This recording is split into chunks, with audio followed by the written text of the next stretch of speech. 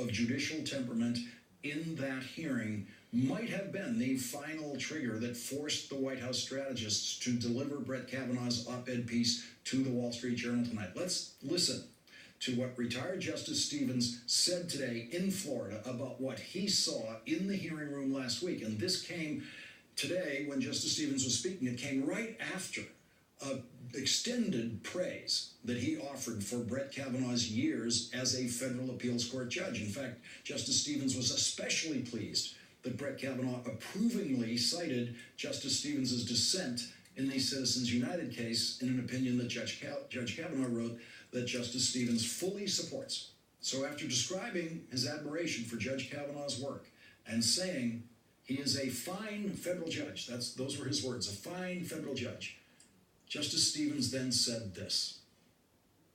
But I think that his performance during the hearings caused me to change my mind. I think there's several commentators, Larry Tribe among them, who was a constitutional law professor at Harvard, have written pieces in which they suggest that he has alienated. He has demonstrated a potential bias involving enough potential litigants before the court that he would not be able to perform his full responsibilities. And I think there's merit in that criticism, and that the senators should really pay attention to it for the good of the court.